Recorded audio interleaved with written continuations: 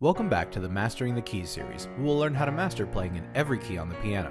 Whether you're an aspiring music producer, a composer, a songwriter, or just want to learn to get better at the piano, learning every key is very important. Many people say that each key has its own unique feelings and emotions that are associated with it, so let me know what feelings you get from this one down in the comments below. Now the last major key that we looked at was D flat, so let's travel down our circle of fifths to our next stop at G flat major. Now every time we move down the circle of fifths, we'll add another flat. In the key of G flat major, we have 6 flats, which are B flat, E flat, A flat, D flat, G flat, and now we'll add our next note in the flat series, C flat. Now C flat is a strange note because we normally think of flats and sharps as being on black keys, but all a flat means is that we lower a note a half step, so a half step below C is B, which is still a white key. C flat and B are inharmonic, which is just a fancy term for two different note names that share the same pitch. So let's break down the notes that make up the G flat major scale. Since the name of the key is G flat, the root note of the scale is also going to start on G flat. By following our major scale step pattern of whole step, half step, whole step, whole step, whole step, and half step, we'll get the notes G flat, A flat, B flat, C flat, D flat, E flat, F, and back to G flat. And now let's take a look at how to play the G flat major scale on the piano. If you're new to the series, you'll hear me say the word shift when it's time to move our hand. You can either shift your whole hand up, like I usually do, or you can cross your thumb over or under depending on the direction we're headed, and there's not really one that's better than the other. For me, I use the shift because I tend to have a heavy hand when I play, and that much pressure kind of sideways on my thumb may hurt if I'm practicing for a long time, so I try to just pick up my whole hand and move it. Find whatever one works best for you.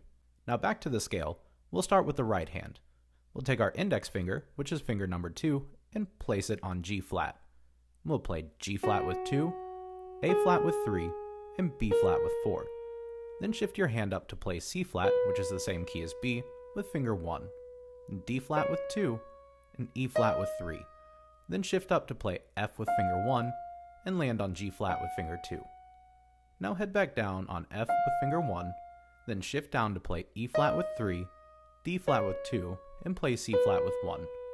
Then shift down to play B flat with 4, A flat with 3, and finally land on G flat with 2.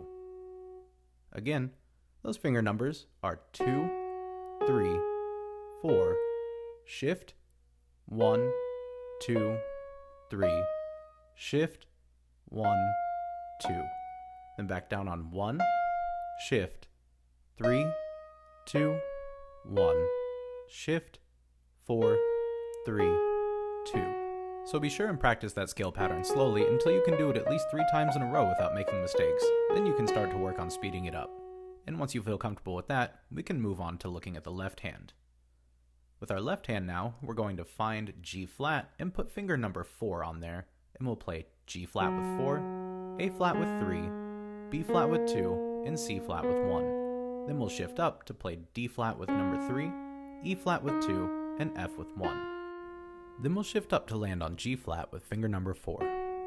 Then we'll shift back down and play F with 1, E flat with 2, and D flat with 3, then shift down to play C flat with 1, B flat with 2, A flat with 3, and then land home on G flat with finger 4.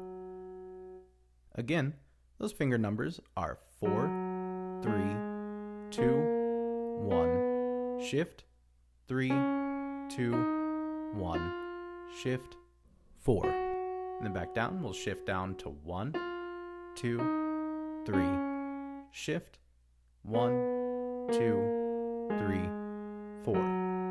Now be sure to practice that a few times until it's comfortable to play, and then we can work on playing both hands at the same time. So now let's set up our hands with our right hand finger number 2 on G flat and our left hand finger number 4 on G flat. And we'll play G flat, then A flat, then B flat, then shift the right hand up to C flat, then the left hand shifts up to D flat, then play E flat, then shift the right hand up to F, and then shift the left hand up to G flat.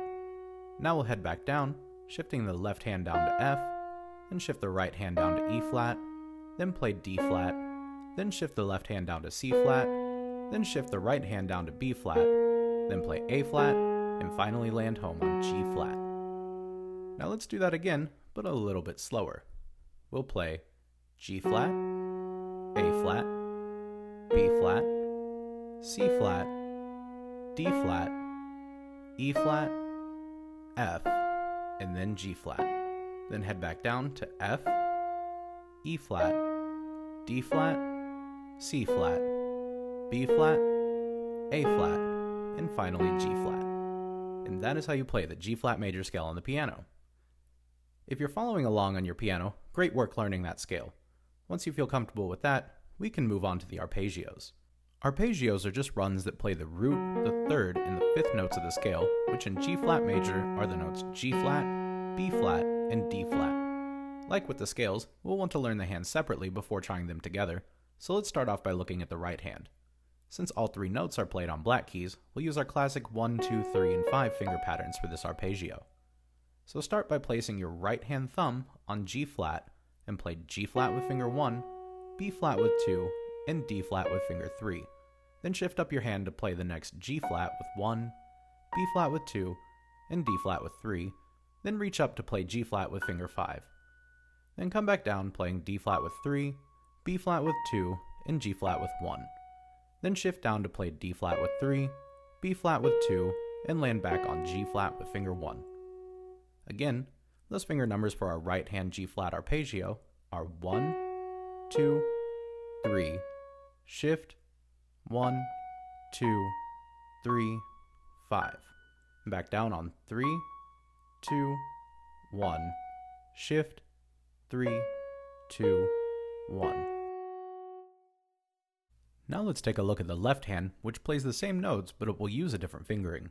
For this one, we start with finger 5 on G flat, and we'll play G flat with 5, then B flat with 3, D flat with 2, and G flat with 1. Then shift up your hand to play the next B flat with finger 3, D flat with 2, land on G flat with 1. Then head back down playing D flat with 2 and B flat with 3. Then shift back down playing G flat with 1, D flat with 2, and B flat with 3, and then land home on G flat with finger 5. Again, those left hand finger numbers are 5, 3, 2, 1, shift, 3, 2, 1, and then back down on 2, 3, shift, 1, 2, 3, 5. Now we can practice each hand separately very slowly until you can play them smoothly, then try putting our hands together, which will look like this.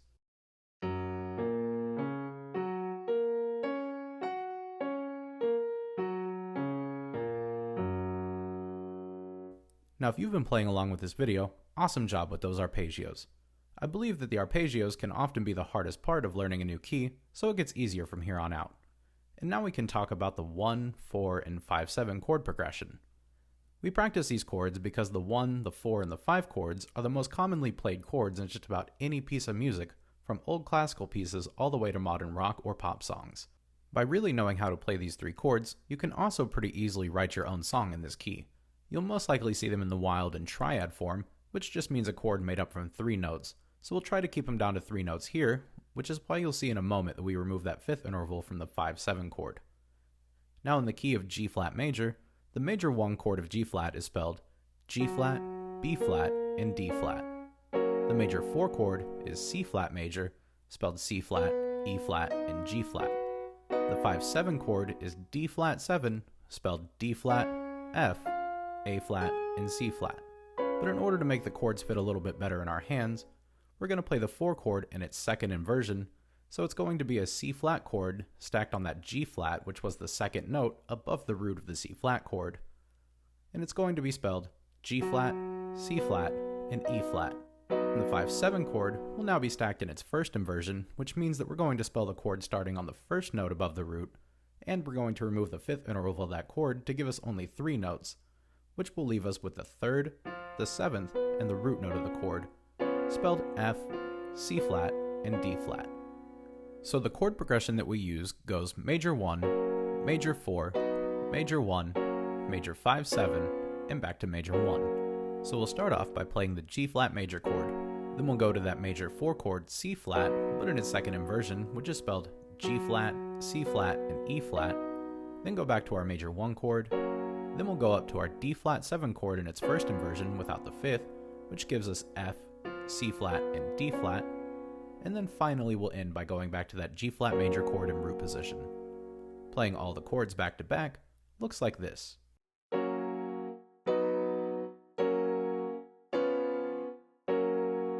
Now, great job making it through those. There's just one last thing to talk about before truly mastering G flat major, and those are the inversions. These are just going through and playing different ways to stack the G flat major chord. In the right hand, we'll play a G flat major chord in its root position with the notes G flat, B flat, and D flat, using the classic 1, 3, and 5 fingering. Then we'll move finger 1 up to B flat, playing the first inversion, which is spelled B flat, D flat, and G flat, with fingers 1, 2, and 5. Then we'll move the right hand up again so that finger 1 is on D flat, and play the second inversion with D flat, G flat, and B flat, using fingers 1, 3, and 5. Then finally we'll move up to play that G flat major chord in root position with fingers 1, 3, and 5 on G flat, B flat, and D flat. In the left hand, the notes are the same, but we'll use different fingers. We play that root G flat major chord with fingers 5, 3, and 1 on G flat, B flat, and D flat. Then we shift up to have finger 5 on B flat and play that first inversion with the notes B flat, D flat, and G flat with fingers 5, 3, and 1. Then move up and have finger 5 on D flat to play the second inversion with D flat, B flat, and G flat using fingers 5, 2, and 1. And then finally move up one last time, putting your pinky on G flat and play that root G flat chord an octave up with 5, 3, and 1 on G flat, B flat, and D flat. Like in all the other sections, be sure to play each hand slowly until you can play it without airs. Then we'll try putting them together to play them at the same time, which looks like this.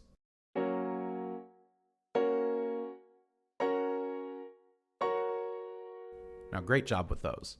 So I know I harp on a lot about working slowly through these things, but I promise it'll be worth it. If you can't play something perfectly at a very slow tempo, you'll never be able to nail it at higher speeds. I spent way too long trying to fly through my music and just pretending mistakes don't exist, just to eat it later when playing in front of others, and I don't want that to happen to you. I promise sometimes that mind-numbingly slow and monotonous practice will be worth it in the end. So now with my spiel out of the way, let's go ahead and put together everything that we've talked about in this video so far. We're going to play the scale, then the arpeggios, the chords, and then the inversions.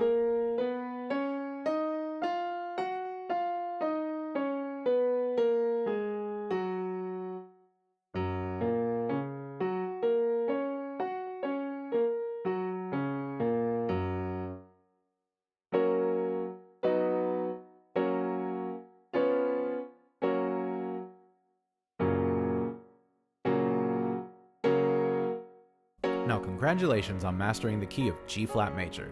If you found this video helpful, please help out the channel by giving this video a like and subscribe if you aren't already.